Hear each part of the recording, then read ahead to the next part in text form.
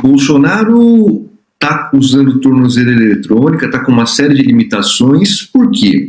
Porque, em conjunto com Eduardo Bolsonaro, estaria coagindo, obstruindo a justiça, coagindo as autoridades no curso do processo e atentando contra a soberania nacional. Aí vem a pergunta, né? Mas óbvio, por que não foram impostas medidas cautelares ou mesmo a prisão contra Eduardo Bolsonaro? Isso é um ponto interessante, né, do nosso cálculo, porque há dois crimes em curso que embora gravitem em torno do mesmo fato, não se confundem. Uma coisa é o golpe de Estado, né, que está na iminência aí de ter uma decisão. Outra coisa é a coação no curso desse processo, é a obstrução da justiça no contexto da apuração desse caso. Né? É como se a gente, mal comparando, estivesse falando de um homicídio seguido de ocultação de cadáver. Há uma conexão instrumental entre as duas coisas, gravitam em torno do mesmo episódio, mas não são a mesma coisa, né? Uma coisa é o homicídio, outra coisa é a ocultação do cadáver. Aqui também, né? Uma coisa é o golpe, outra coisa é agora a interferência na apuração do golpe,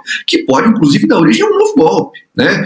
Pode-se construir a partir daqui a tese de que o Eduardo Bolsonaro está tramando um novo golpe, mas são coisas distintas. E o Jair Bolsonaro, é importante a gente entender, ele não está preso em razão do golpe, né? Não é sobre a investigação e a apuração e o processamento do golpe que há a aplicação da medida cautelar em relação a ele.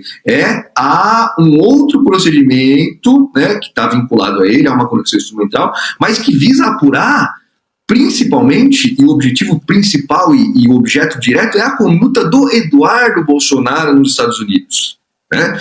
Então, aí tem um ponto interessante, né? Eduardo Bolsonaro é deputado, então há a imunidade parlamentar, embora haja diversos precedentes, desde lá da Lava Jato com Delcídio Amaral, em que deputados foram sim presos, né, quando apontada uma situação de flagrância de crime inafiançável. Veja, a obstrução de justiça, no caso do Eduardo Bolsonaro, a coação por processo, pode-se entender por ser um crime permanente que está em estado de flagrância. Então, me parece que a jurisprudência do Supremo autorizaria a imposição de medidas cautelares a Eduardo Bolsonaro, mesmo enquanto deputado federal.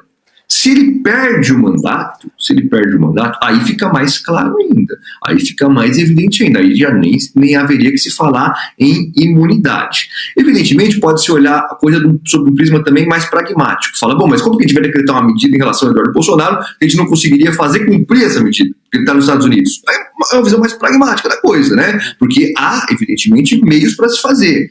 Depende da política. Tanto os Estados Unidos podem cooperar, quanto a Interpol poderia, mediante a emissão de um alerta vermelho, assim como a situação da Carla Zambelli, que ficou famosa nos capítulos anteriores dessa nossa série, o fez. Então, veja, é uma situação muito interessante a ver nos próximos capítulos, porque a perda do mandato do Eduardo Bolsonaro pode implicar na imposição mais fácil de medidas cautelares em relação a ele. E se ele pretende voltar ao Brasil, porque é o que tudo parece pretende, é o que parece ele quer ser o próximo candidato, né, na impossibilidade de Jair ser o candidato, Eduardo Bolsonaro quer ele ser o candidato, não indica isso, né?